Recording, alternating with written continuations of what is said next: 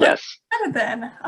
Welcome everyone. I am so glad that you're here to support authors and readers and of course Grassroots Bookstore. I'm Ashley, the event and social media coordinator for Grassroots, and tonight we have Katherine Roy and Richard Ho for their book Red Rover. Let me just jump in with a couple of introductions and explain how the event is going to work, and then we will pass it on. Katherine Roy is the award-winning author and illustrator of Neighborhood Sharks and How to Be an Elephant. She is also the illustrator of Red Rover and Otis and Will Discover the Deep. She lives in Oregon with her husband and sons. Learn about her research, drawing process, and more at her website. And you can check out the books behind her. Richard Ho is an author who was once himself a child. He is a former journalist and educational scriptwriter who enjoys writing stories about science, culture, and the magic of everyday life. Red Rover, Curiosity on Mars was his first book for young readers. So here's the way that tonight will work. Katherine and Richard will lead a reading, hold discussion, and then discuss Perseverance's landing today, while Katherine demonstrates some drawing. And then we'll open up the floor to a Q&A from audience members for the last 15 or 20 minutes or so. Please feel free to use the Q&A chat box to indicate if you have a question at any point during the presentation. Afterward, we'll be using that to run the Q&A portion of the event. I also want to note that the link to buy Red Rover, Curiosity on Mars, will be in the chat shortly. I highly encourage you to buy it from us. Not only will you be supporting Katherine and Richard as authors, but also Grassroots as a small indie bookstore that is able to bring events like this to you. We do have signed copies in our storefront and more coming soon, and we are giving away free prints with each book purchased. Thank you for holding up the example. And with all that being said, I am now going to pass it over to Katherine and Richard. Hello, everyone. Hi, everyone. Thank you for coming. Richard, you want to start? This is really exciting for... Yeah, sure. I was going to say that this is really exciting for both Katherine and me because this is our first event together for Red Rover. The book came out in October 2019, but we weren't able to do joint events. You know, we're on opposite coasts. And also the pandemic happened in the middle. So yeah, so this is actually our first time doing an event together for this book, which is really exciting. It's long overdue, and I'm very excited to be here. I do feel like the guest here because I'm not local. I'm out on the East Coast. I'm in New Jersey. So I feel very welcome here in Oregon. Virtually. And yeah, excited to be here. Yeah, and I'm so excited to be doing this with Richard too. As we said, it's their first presentation. And I'm so excited that some of you I know and love, family and friends, are watching with us now. And hopefully I'm really excited about this book and the launch that happened today, which if you're watching live was just so inspiring and exciting. And I choked up a little bit that she landed safely. And we're going to talk all about that tonight and do a little bit of drawing and talk about our book. But I think we're going to start with a reading, right, Richard? Yes. Yeah. Excellent. So without further ado, here we have Red Rover. So if you've got a copy at home, feel free to follow along. If you don't, we're going to hold it up and just do our best to show you the pictures and words as we go. Right. All right. So starting with the gorgeous title page, Red Rover, Curiosity on Mars.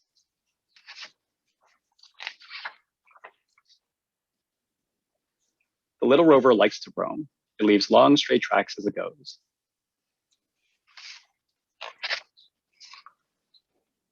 The tracks play hide and seek, waiting for the rover to find them again.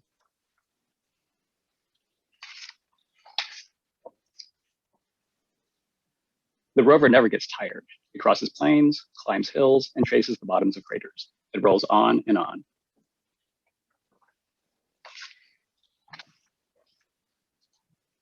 It is curious. It wants to learn about the world around it. It observes, measures, collects. It is always looking for water. Maybe it is thirsty. The rover seems lonely, roaming by itself, but it is not alone. It has friends that came before. They sailed across a sea of space and landed on unfamiliar ground. They found paths to strange new places and journeyed far and wide.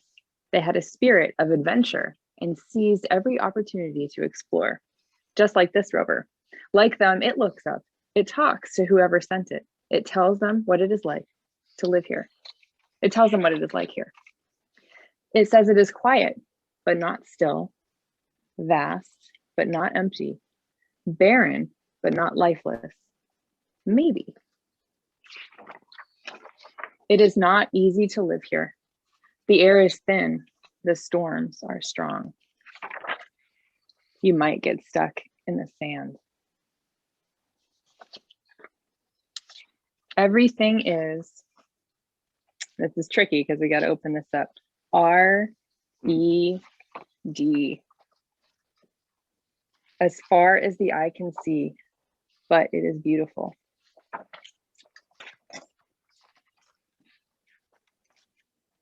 They call me Mars. I'm not like your world. I am cold. I'm every shade of red. I'm very far away, but I am not alone. I see the rover. I see its friends. I see the stars, and I wonder, who will visit next?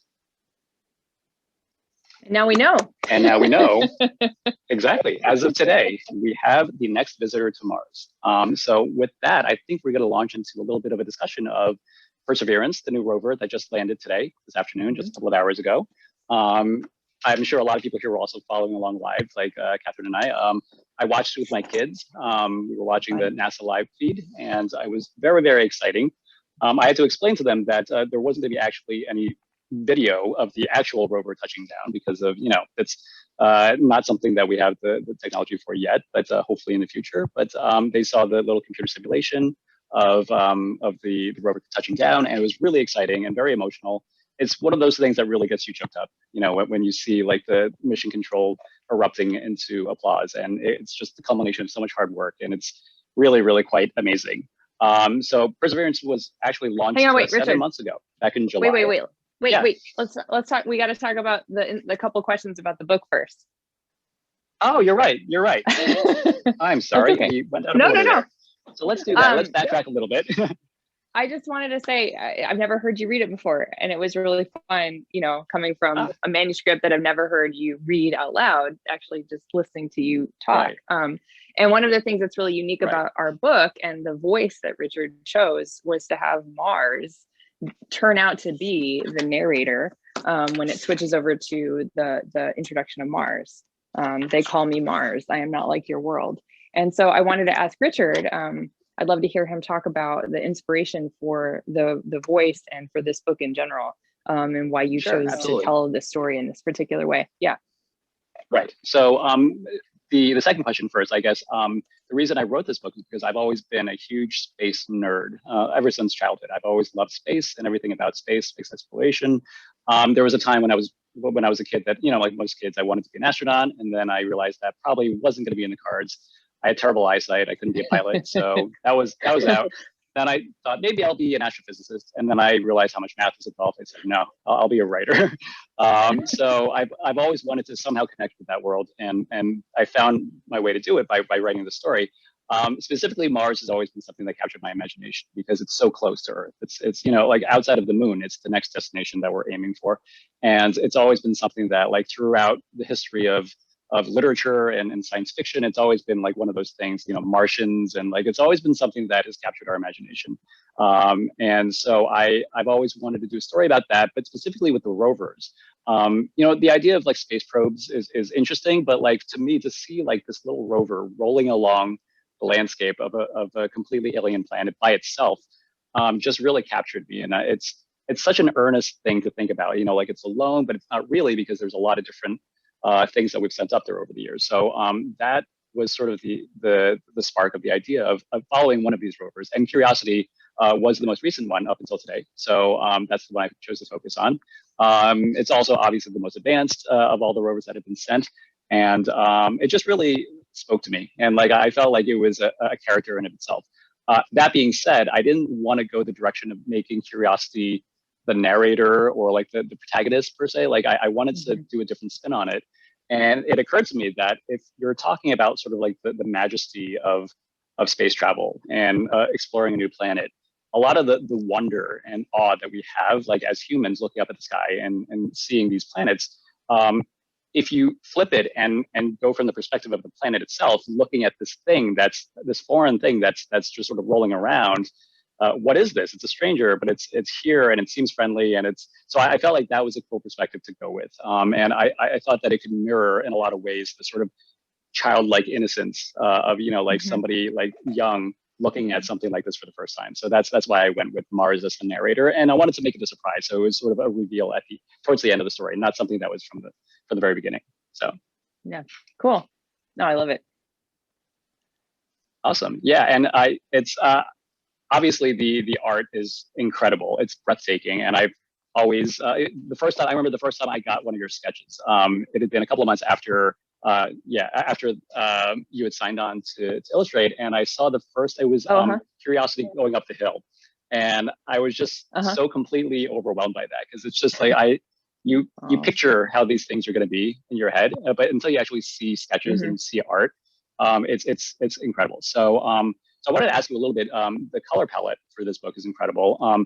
There's obviously, red is, something that you can't get away from. This is Mars, so like that's going to be the central color. But how did you go about building out the palette around that? Because there's so many interesting shades and hues that you were able to incorporate, and I just want to hear about how that process was. Yeah. Well, thank you. And it's so nice to hear your first impressions of the artwork. For those of you listening who don't know and maybe imagine the process and collaboration between illustrators and authors a particular way, most of the times authors don't choose their illustrator, have almost no input in who their illustrator is. And not only that, don't meet their illustrator at all, or even talk to their illustrator during the process of making the book. The editor is like the director who acquires the manuscript, or like if it were a film, a screenplay, and then says, thank you for your screenplay, thank you for your manuscript, and then now I'm going to go pick the actors and the cinematographer and everything, and the writer might not have much to do with the movie after that. So sometimes it works like that, and in this case, Richard and I did not communicate or talk until the project was basically done. So it's always nice to hear that he had a good impression of my work, because I don't know what he's thinking when I turn things in, and you just hope as the illustrator that the author likes what you're doing. And in this case, that was true. When I first got the manuscript, I connected to the idea of following this little rover, like this little creature, exploring this planet all by herself. And that was my way into what I thought, before I'd been offered this particular manuscript, I wouldn't be interested in, because I didn't think that there was an accessible way to talk about geology. It sounds like kind of a dry academic subject. But in this case, the rover gives us this in. And one of the things that you discover when you start to do research about Mars and the red planet is that it's red because it's basically covered in rust. But when she drills into the planet, there's blue rock and blue dirt and dust that she pulls out when she drills. And so when you see the raw images that come back from the rover, and you can look at everything that she does on NASA's website, each day they post new images. She's still out there working. You see all these blues contrasted with the reds. And so that was sort of my hook and my in. If the planet is red, then the rover should be a little bit more blue. And I can use blue highlights and blue shadows throughout the book to really have a lot of contrast.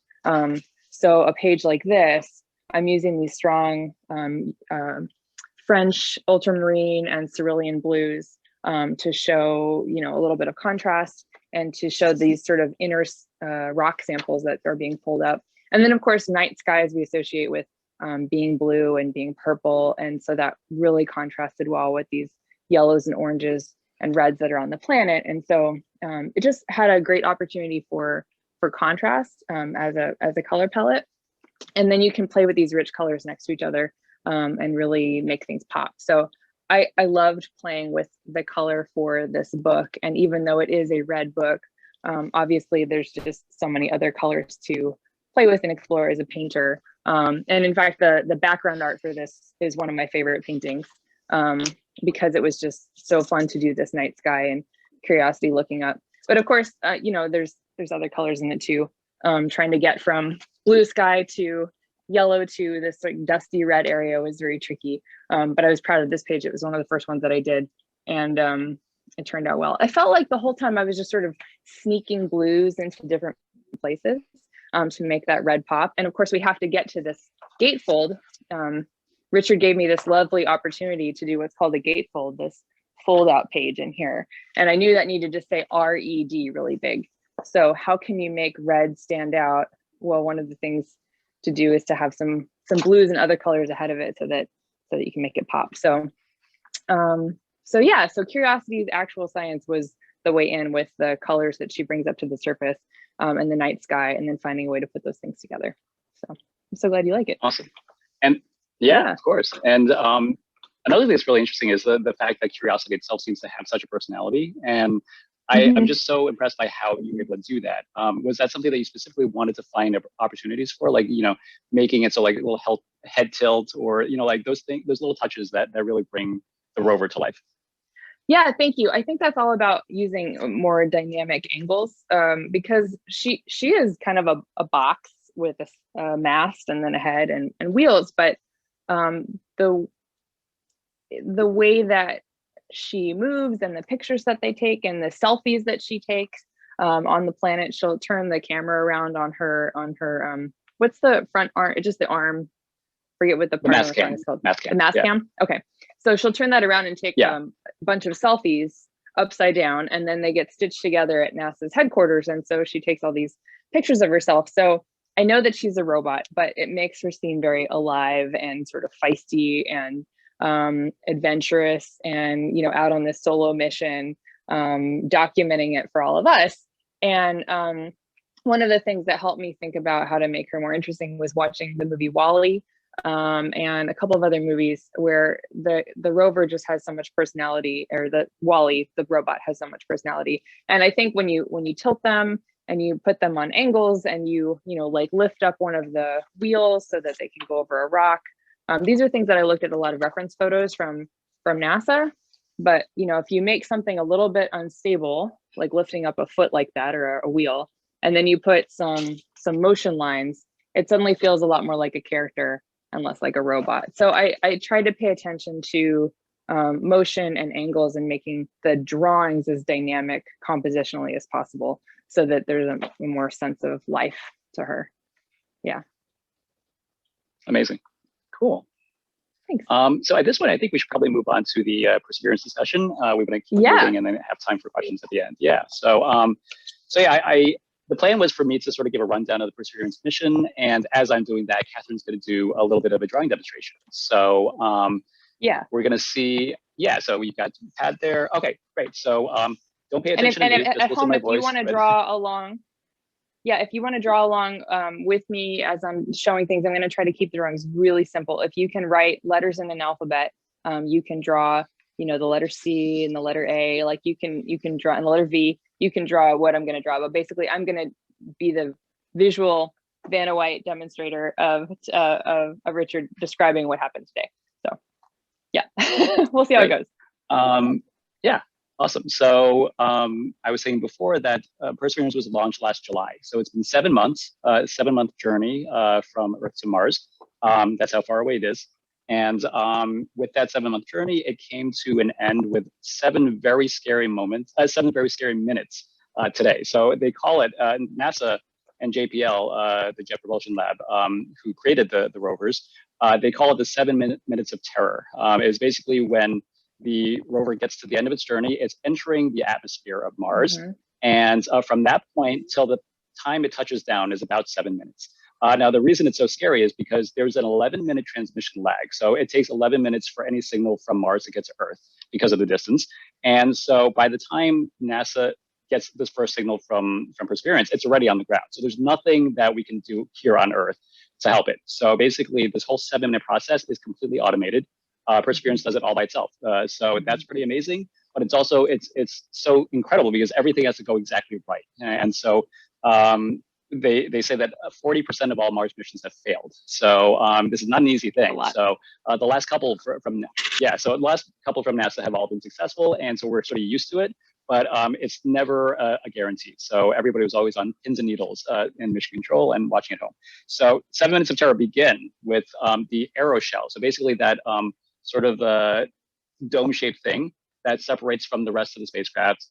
Exactly right. So that starts to enter the atmosphere, and from there, the friction of the atmosphere really ups the heat factor. So it turns into basically a fireball as it's coming down the atmosphere. it needs to slow down. So the friction is slowing it down a little bit. But at that point, it is going roughly 12,500 miles per hour. So that's really way too fast, obviously, to land. So it's got to slow down a lot. Part of that is the friction from the descent. And then at a certain point, the parachute deploys. So I think it is at, I don't have the exact altitude, but it's a supersonic parachute. It's 70.5 meters, and I'm sorry, 70.5 feet in diameter. So it's a massive parachute. And it comes out the top of the aeroshell, and it slows it down significantly. So at that point, it is at a much safer velocity, and it's still too fast though. So once that coasts for a little while, it's going to drop the heat shield. So the heat shield is that little piece at the bottom. If you think of the aeroshell as sort of like two halves of an egg. So the heat shield is the bottom half, that falls away. And for the first time, Perseverance, the rover, is sort of tucked inside on the inside. So it's exposed to the atmosphere for the first time.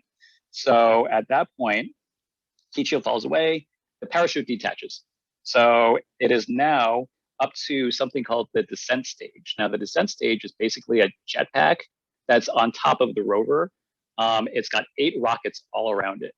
And it's like a platform. It's basically like a platform that has thrusters, 8 thrusters all around. And the rover is sort of dangling underneath it. And those thrusters fire, they're pointed down. They're pointed down toward the ground, and they are supposed to slow down the whole package even further. So that fires up and it's moving down. And then at some point, it's going to go into the sky crane maneuver. Now, this is one of the crazy ideas that NASA came up with, and it's brilliant. Basically, the descent stage is going to lower the rover on cables. There's, I think, 4 cables that come down. They're 21 feet long. And so the rover is basically hanging by these cables, and it's getting lowered, lower and lower, closer to the ground, until finally it touches down. And when it touches down, it has sensors that tells it that it's on the ground. And at that point, it cuts the cables and the descent stage flies off so that it can crash into, I'm going too fast, I'm sorry. So Perseverance is on the ground, cables are cut, descent stage flies off and safely crashes into the ground somewhere at its safe distance. And at that point, Perseverance is down and sends the first signal to NASA. Everybody cheers, and that is the end of the 7 minutes of terror. And we got the first image of the ground pretty soon after that, about a minute or two after they got the signal that it touched down. It took a picture and sent it back. And yeah, so we are now in the stage where we're awaiting all of the data that's going to come back over the next months and years, really. It's going to send back so many pictures and videos.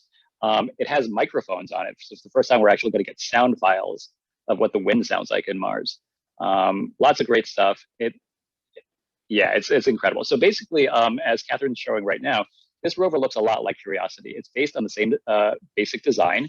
It is slightly longer. It's got, I think, about 12 centimeters longer. But the same basic design with 6 wheels. The wheels themselves are similar, but they are different. The Perseverance wheels are, how are they different? Let's see. They are bigger, but they're narrower. And they have a different tread system, but it's hard to show that. Yeah, that's exactly right. So the engineers at JPL, they did a lot of testing in the last 9 years since Curiosity landed. And they were able to come up with a design that's slightly better for getting a grip on the soil and the rock. And I saw a question there pop up. I guess we'll get through this first, and then we'll answer all those questions. Those are great questions. So some other differences between Perseverance and Curiosity. The cameras. Curiosity had 7 cameras on the mast, including the top 2, which is sort of like the head, the mast cam. It looks like an eye. So those 2 cameras are color cameras, and then Perseverance actually upped the camera game significantly. It has 23 cameras, including a lot of HD video cameras, so we can actually take video. We're looking forward to seeing that. And there is the same sort of arm that extends out. So Curiosity and Perseverance both have this arm that can extend about 2 meters out. And it has a lot of instruments on the end of it. So the turret is that piece at the end there. And it's usually got a drill and some other instruments. Now, the turret on Perseverance is a lot bigger and heavier because one of the mission objectives that it has that's different than Curiosity is it's basically going to drill core samples like really deep into the ground on Mars and leave sealed tubes of rocks and soil on the surface so that a future mission can go and pick it up and bring it back to Earth. So that's really exciting. That's never been done before. So that's what that drill is on the end of the arm. It's a lot bigger than the one on Curiosity. And then another thing, my personal favorite difference with Perseverance is Ingenuity. So this is a little helicopter that hitched along for a ride. It was actually, so it's basically a helicopter drone. It's going to be dropped onto the surface at various points by the rover. And the rover is going to drive away. And once it's a safe distance away, the helicopter is going to start spinning and fly up into the sky and fly around and take pictures and do a lot of amazing things, measuring the atmosphere. Really cool stuff. This will be the first powered flight on another planet. So that's all coming in the next couple of months. The only other thing that I guess it's not something that we can show, but there's an instrument called MOXIE, which is about the size of a car battery, and it's somewhere on the front of, I think it's on the front of the rover, and it's basically an oxygen creator. So this is going to be something that hopefully future astronauts are going to be able to use to create oxygen for whatever habitats they build on Mars as they're exploring. So yeah, there's Perseverance. Very similar to its friend Curiosity. Awesome. Oh, Catherine. So, yep. Okay, I don't know why that happened, but I was just going to say that the wheels are a little bit different on Perseverance, as Richard said, so that the tread is straight instead of Curiosity had this chevron pattern, but they've decided that this works better on the sand. So yeah. Right. Yep. Amazing. Cool. So yeah. Ashley, I think at this point, if we want to open up to questions from the audience. Yeah, let's do it. We've already had a bunch asked, so I'm going to switch around the order a little bit to sort of keep a conversation going. And the first one that really jumped out to me from Christine.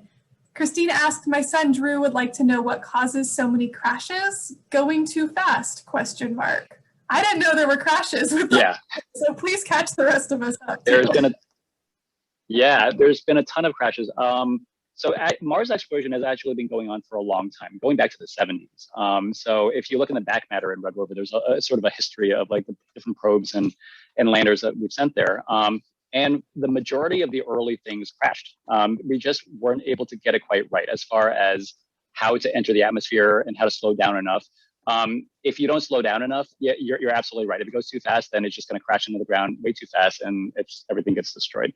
That still happens today. There was a couple of probes that went to the moon recently, and they got all the way there, almost landed, but dropped too fast and it crashed. So this wasn't NASA. This was other countries. But like the point is, it's very hard to land something on another planet or on a moon. It requires everything to go exactly right. And with Mars, the big challenge is the fact that there's that 11-minute for the signals. And so there's really nothing that we can do on the ground here to help it. So we can't make slight adjustments at the last minute. Like that all has to be programmed into the computer on board, whatever is landing. So Perseverance has the most advanced computer ever sent. And it was able to adjust all of those things like the angle. If it saw that it was coming in a little bit too steep, it was able to fire a thruster to move a little bit. So all of those things happen automatically. But as with anything that's a machine created by people, there can be hiccups and mistakes. And if even one thing goes just a little bit wrong, then everything gets destroyed. So it's a very delicate balance, and it's very, very impressive when it happens correctly, but it is very, very easy for it to happen incorrectly. And that's why there are so many crashes. But the good news is most of the recent Mars missions by NASA have been totally successful. So we've definitely gotten way better at it. And it's something that hopefully, you never say that it's perfected, but it's definitely something that is much better now than it used to be. I have another question from the chat. I think this is for Richard as well. If Catherine wants to chime in, you're welcome to. And this is a really big question, and it's why do you shoot rovers to Mars? That's an excellent question. And that's, so I guess that gets at the whole point of the book and the whole Mars exploration program. So the reason that rovers are a great choice is because back in the day before they had rovers, they sent things called landers.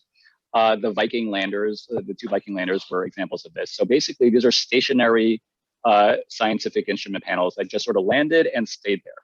And after a while, NASA realized that they're not getting a lot of variation in the data that they're getting. This thing is just sitting there, and it can take measurements all around it, but at a certain point, like, you're limited to your location.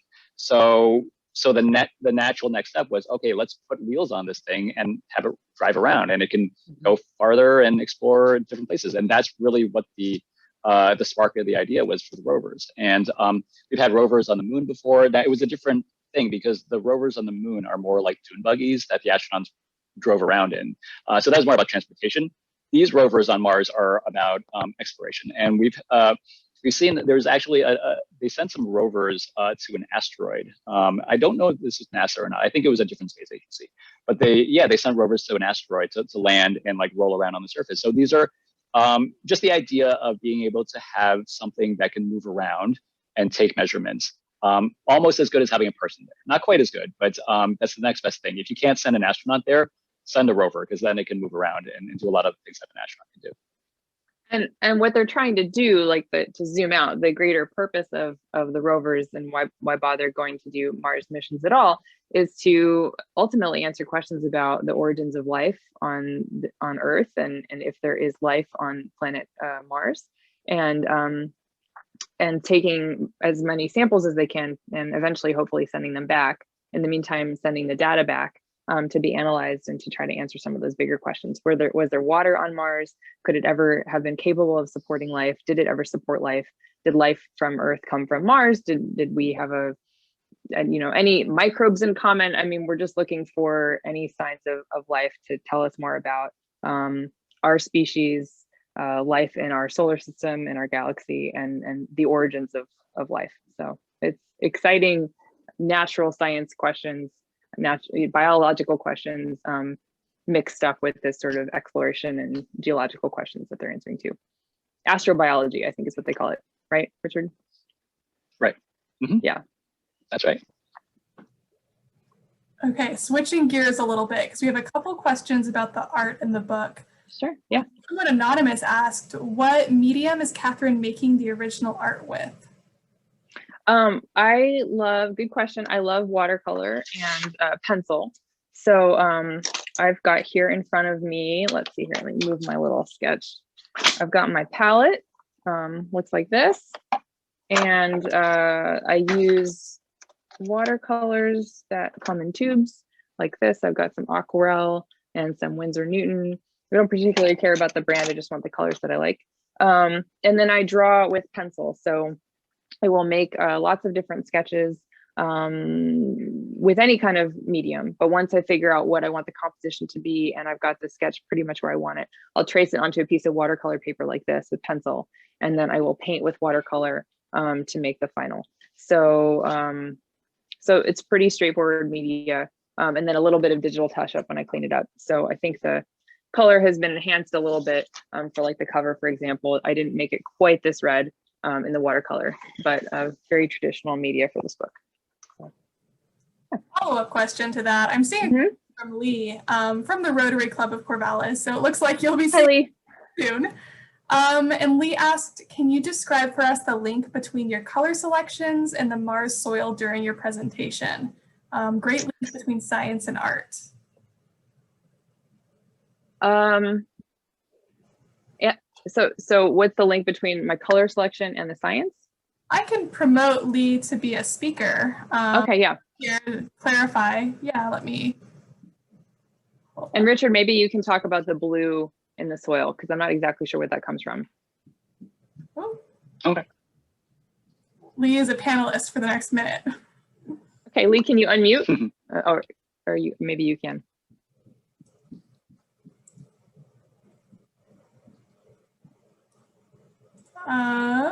Let me. Or I can do a little bit of a demo. I just have to jump in. We can always. Oh. Okay. Oh, here we go. Can you hear me? There you go. Yep, there you are. Hello. Oh, Hi. wonderful. You see myself and Becky there in their wedding, when her friend got married in Miami recently. We went down to Florida for a wedding and all that kind of good stuff. And There you are. here I am with my Oregon Great. State shirt on. Nice to see you. No, the great presentation. What I'm thinking about is that we're looking forward to your presentation to the Rotary Club, because what you're doing is linking art and science.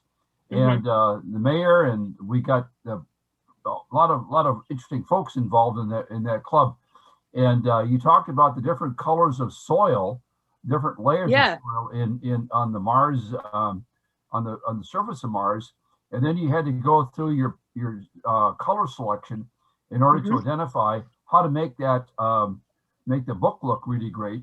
I might also tell you that my 10-year-old grandson loves your work. We've given him all your books.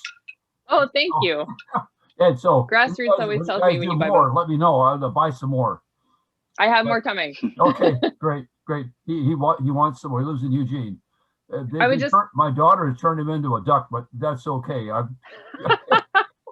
For those of you who are not from Corvallis listening, Corvallis has the home of the State College, where the Beavers, and the university is the Ducks. So there's a lot of rivalry between the two. I'm a pharmacy professor schools from Oregon State, and our daughter went to Oregon, so that was a real problem for us. But we, still. You still love her? Yeah, still love her. Yeah, good. But good. How do you describe how you took the science and converted it into art? I mean, I'm a scientist type of person, and I don't have that ability at all to see how you project stuff like that. Well, thank you. Yeah, just now I was filling in like my little sketch here, and hopefully it won't drip too much, but I just put some blue on the rover. And while we're answering questions, I'll finish putting a little more yellow, just so you can see. I start with the lights and those blues for shadows, and then I'll go ahead and put in the reds and pinks and give it some pop. But Richard, I want to hear from you where the blue comes from in the soil. Can you tell us?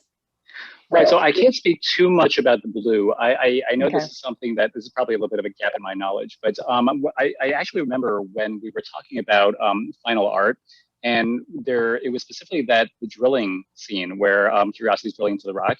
And so Emily Feinberg is the editor. So we were discussing like whether whether some people might see that as water mistakenly. And so I did some research into like what actually was happening there. And because I know she had relayed from you that like the actual color of the rock when you drill down underneath the surface is actually bluish. And so I guess the answer is a lot of rocks sort of come in all different colors here on Earth. And the reason that we see mostly red on Mars is because of the various chemical processes lead to oxidation of the surface sort of molecules. So that's why it's red on the surface. As far as why it's blue, it could also be, one thing to keep in mind is those images that you see from NASA, they're not necessarily pure images. They're color corrected because they're coming from, from wherever they're coming from. They're usually not things that we have, the sort of standard cameras that we have here on Earth. So everything that comes out that we see on the NASA website tends to be not exactly a true color. And a lot of times the contrast between the blue and the red is simply because there's a contrast, like there's something other than red there, and our eye naturally sees that as blue. So that's my sort of like dodgy answer. I don't have an exact answer for why it's blue chemically. But I will say that I think that's. So the question from a layman's point of view is that Mars has always been known as a red planet. Is it really red? Yep. Oh, it is? Okay. Absolutely, yeah, and it's yeah, that's a true color. If we were ever to be able to bring those samples back, I'm pretty sure they would be actually red. So I think what gets a little bit tricky is the stuff that's under the surface, because we don't really have access to a lot of the under the surface stuff. That's one thing that this new rover hopefully is going to. A lot of the artwork in the book comes from. Okay, great. Yeah, and to a certain extent, we don't have true color photos because there's not a person taking those photos to stand there and say that's the correct color. So I am cheating a little bit, but it's based on the best information that I have and a little bit of artistic license, because color changes depending on, the lighting and point of view and all sorts of things. So yeah. Really thank you. Work. You're really great work. Thank you very much. Thank you. If I'd known I'd been on camera, I'd have dressed up. Something other than OSU orange. Thank you very much. Great program. Thank you. Thank you. So there's another question. You're both very, very knowledgeable about this. And there is a question on here from George who asked, how long did each of you research for your part of the book? Oh gosh. That's Richard, an you want to go question. first? Yeah. Sure. Yeah. So with this kind of book, because this is like a hobby for me, like the space stuff is something that I've always just sort of like tried to learn about on my own. So I don't even know if it was necessarily considered hardcore research. I mean, like obviously when it came time to write out the details of the book, I made sure to do the research to make sure that all of is as actually accurate as possible.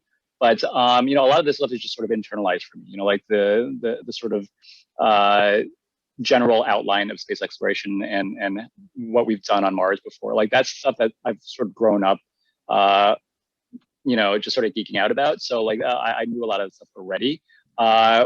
The actual research is more about like, okay, so if we're going to show this dust storm, how big can we make it? And that's something that I know that Katherine also did a lot of research into, like, making sure that everything was accurate. And like, we don't want to do anything that would be, we didn't want anybody from JPL like calling us up saying, hey, that's not right. So yeah, so at the end of the day, if we can satisfy the experts, the real experts in the field, then that's I feel like we've done our job.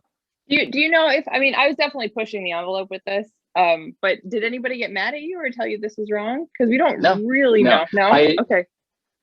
No, so I always cite this because that's one of my favorite spreads.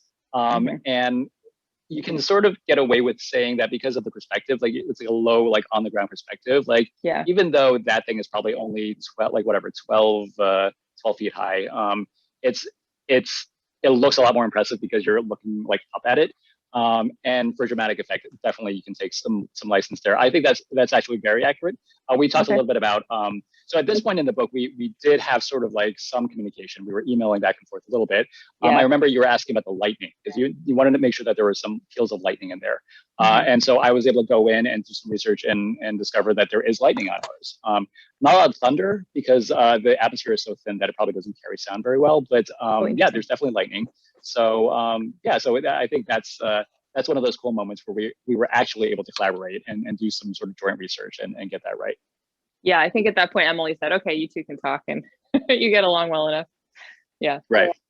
Yeah. So related question to this, that question was about how long it took to do research or what types of research you did. And I see actually two questions, kind of the same thing, one from Renee and one from Abigail asking, Katherine, how long does it take you to do your drawings? But also, I was wondering if you use references for what you draw and how long it takes for you to fully draw it. So similar. Yeah. So so I think that the sketch stage for this took a long time. I was trying to figure out the feeling of it. I did a lot of research and looking at NASA's website. Unlike neighborhood sharks, I actually got to go see great white sharks, and How to Be an Elephant, where I actually got to go to Africa and meet elephants in the wild. I could not go to Mars for researching this book. Elon Musk did not take my calls, nor would I want to spend, 5 years in transit or whatever it would take. So, and I don't think they'd pay me enough. But I did a lot of research on NASA's website because, as I said earlier in the presentation, they post every day pretty much all the pictures that Curiosity takes. There's tons of online simulations. There's just rich material for getting first person perspective as much as possible from Curiosity. And there's different 3D models that you can find online where you can turn them in space and you can drive the rover and stick the cam out and turn the head and back them up. There are a number of simulators that show where she landed on Mars. There's maps of her different of her path, and there's different images that you can see from those places. So I tried to learn as much as I could and immerse myself in the mission and where she had been, and then try to make some of these stops along the way look like some of those places. It's been a couple of years since I actually was doing that research, so I don't remember the specific points, but some of these rock formations are based on photos that she actually did send back. And this is based on, photos of the scoop that the NASA has, close-ups of when they were doing test runs on Earth. This is one of the places that she's landed and is driving through. Curiosity's mission has been to go slowly up the mountain from Gale Crater. What's the ridge called? I can't. It's just the Mount Sharp, I think, right? Mount Sharp. I think so. So Yeah. she's slowly making her way up this mountainside. And so the terrain has changed a lot from sand to very rocky. And so I was trying to capture some of those moments. So what I do is I make lots of sketches in a sketchbook, and then I will scan them into my computer, which sometimes just means taking a photo and airdropping it to my computer. And then I will make a little layout in my computer, and I'll drop Richard's text in so I can see how much space it's going to take up. And then I'll print it out and turn the pages and start thinking about whether or not it feels right to me, if I like the placement of things. I send it to the editor pretty early, and she says, oh, we want to put this text on one spread instead of 3. We need to condense this. I think this should be a full page. I think this should be a panel. And so I start to lay it out a little bit differently than what I have. I think I have a dummy. Do I have it right here? Yes. So I just posted this on Instagram. This is one of my first dummies, so it's very tiny. It says Red Rover Draft 3, 12, 13, 17. 40 pages self-ending. That means that it's got that it's going to have end papers that are glued into the book. So this is the end page for first here. This is my first title page approach, where she's got all the little selfies that she's taken. Little Rover likes to roam. It leaves long straight tracks as it goes. The tracks play hide and seek, waiting for the rover to find them again. You can see that these are pretty rough. These are done mostly digitally. Sometimes I will drop in a photo that I've grabbed from the internet, just to remind myself, oh, I'm going to draw a close-up of wheels there. A lot of this doesn't stay how it is. You can see that there's panel here, and the rover there. And it started here. Actually, this is probably, the third draft of it, and it ended up here, right? So there's a lot of transformation, but you can still see that it started with the idea of 2 panels on one page and then a panel on the next page. So basically I just keep working over and over and over again, dummy after dummy after dummy, to get to something that I can share with other people. How readable is it? Is each page different from the last? I'll also print out another version of this that I don't make into a little book, hang it up on my wall, and then look spread by spread and see, do I have too many close-ups? Am I too far away all the time? I want my shots to be as varied as possible to make the reading and the page turning experience as interesting as possible. Here's another example. It is curious. It wants to learn about the world around it. It observes, measures, collects. It is always looking for water. Maybe it is thirsty. So that became this, right? So we put, it is curious, it wants to learn about the world around it, and made that a full page, and then put this idea of having panels all into this page. So that was an edit that I think our editor suggested, and it's much better for it to have this place that we land, this full page, and then have these little insets to show her job. Maybe she's thirsty. So it kind of comes together slowly, and a lot of my time is spent figuring out layer after layer of how the book is going to come together visually and as a story.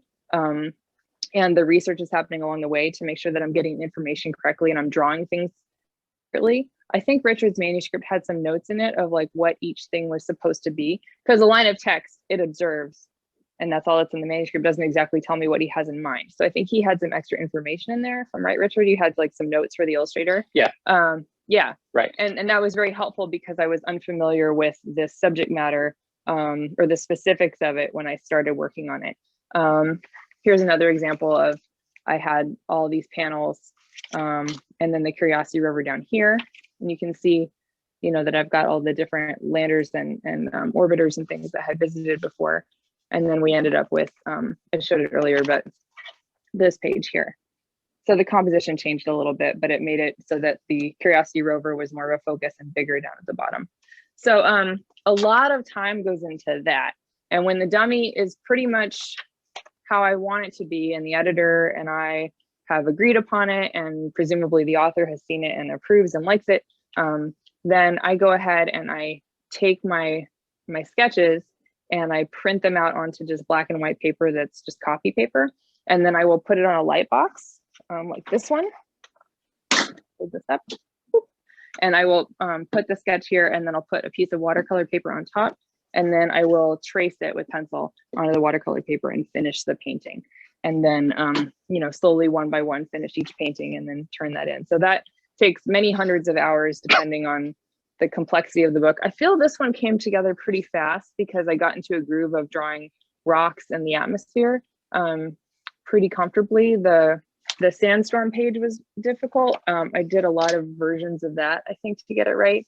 And then I remember the gatefold, this taking a long time to paint all of those rocks. I was so excited about this gatefold when I got the book project and excited to do it. And then when I sat down to actually make the painting, and it was this huge piece of paper, I was like, oh gosh, what did I get myself into? This is a disaster. I'm never gonna be able to finish this. And it turned out fine, but it was many days of, kind of freaking out about it until I found what I was gonna do. So I think I had to glue 2 big pieces of watercolor paper together to try to execute this one big painting. So yeah. I think it turned out better than fine. Yeah, so that's what my research looked like. What was that? It turned out better than fine, I would say. Oh, thanks. I was trying. So this is drawing. So I've got the next level of this going. And then the last thing I'm going to do here is probably put a little bit of like green, yellow kind of cloud in the background. So I'll keep working on that if there's more questions. Good. I'm going to switch gears a little bit with the questions. Okay. It's a fun one. Steph asked, do you each have a favorite planet, and asked for all 3 of our answers. So I think I will chime in on this one. Yeah. Why don't you Awesome. go first? Since you Why don't you go first? You have Yeah. Yeah. I'll go first. I think my favorite planet is Saturn, because I think it's really neat that we can see it without any tools from here. And it's so far. And of course, the rings are pretty neat. Yeah. Awesome. Richard? Catherine, why don't you go? Okay. You want me to go? Okay, so yeah, you go first. I mean, I like Earth. I'm a big fan of Earth.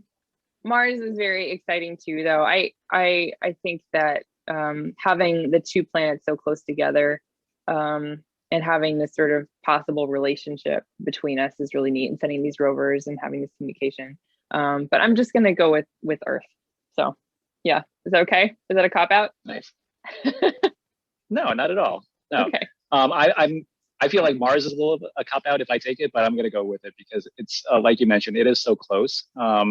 It's the kind of thing where it's like I can envision in my lifetime possibly going there. I mean, it's who knows when that's going to happen, but like it's feasible, as opposed to a lot of these other planets. I would love to go to Jupiter. I don't think that's happening in my lifetime, but yeah, so I would have to say Mars. It is a personal love at this point. I mean, it's the subject of my first book, and it's always going to have a very special place in my heart. Can you actually land on Jupiter? Does Jupiter have rock? It's just so gas, there's no right? it's mostly gas. Yeah, it's mostly gas. There is a rocky core, but by the time you get down there, the pressure is so. Interestingly, I think it can actually rain diamonds in the atmosphere of Jupiter. I think I've heard that because it's so much intense pressure, like as from all the gas pressing down, that it actually rains diamonds, which is pretty cool. But yeah, that's crazy. I don't think anybody's landing there anytime soon. Yeah, I did not know that. We have too many questions to get to, unfortunately. I see 2 people asked about the same question. So I'm gonna pass it on to you 2. It looks like, let me find it. Sarah asked, can we anticipate a sequel to Red Rover, perhaps about perseverance? Or how about a story of those mysterious 11 minutes? And Allison also asked, are you planning on collaborating on a book about perseverance? There's a theme here. I definitely like that theme. My father actually also suggested that earlier today, and I was like, that's an interesting idea. I would love to do one. I think there's doing any sort of sequel in the book business is tough because like there's a lot of things that have to align for a publisher to want to publish a book. I have always wanted to, not necessarily perseverance, although like after today I'm a huge perseverance fan, but I've always wanted to do like more books about other probes or other other spacecraft that we've sent out to the various planets. I always sort of envisioned a series of each one focused on a different planet. So, Pluto, there was the New Horizons probe that went out to Pluto a couple of years ago. That was a huge deal.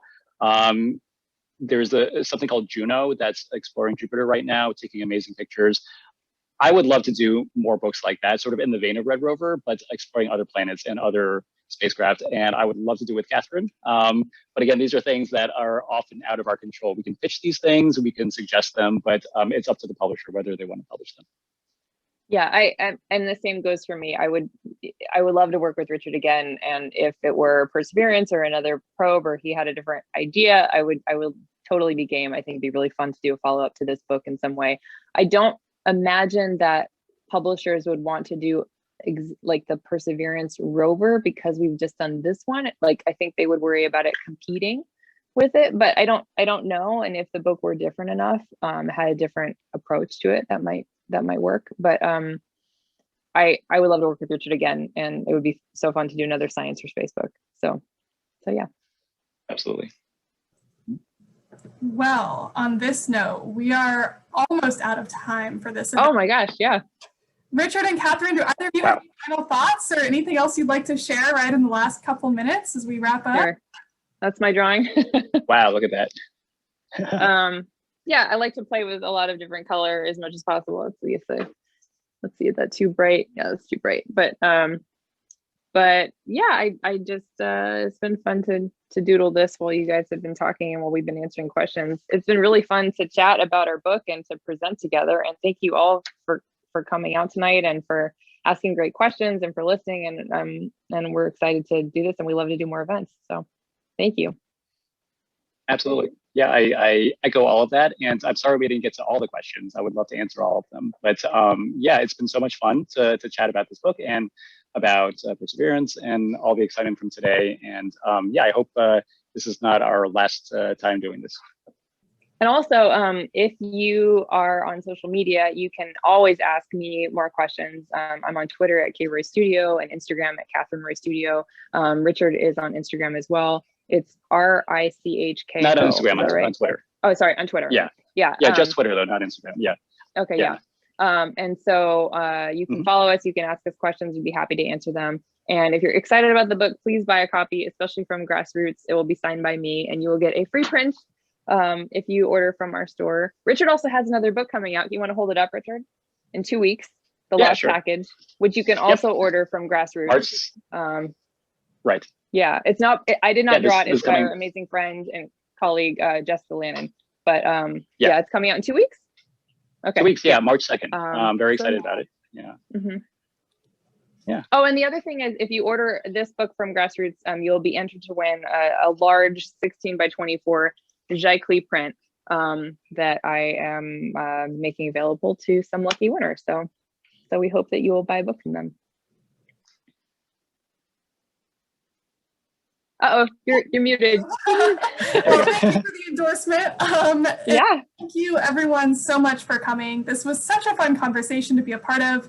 And Catherine and Richard, I so appreciate your willingness to share your time and your insight and your artistic ability and your scientific knowledge with us to our members. Support our authors tonight by buying their book here with us. You can find it by clicking the link I pasted into the chat or on our website. Your support helps small bookstores like us stay open and keep bringing authors to our community. So on that note, thank you so much again, everyone, and we hope to see you back for more events soon. Yes, thank you. Good night. Thank you so much, Ashley. Thank you, everyone. Bye.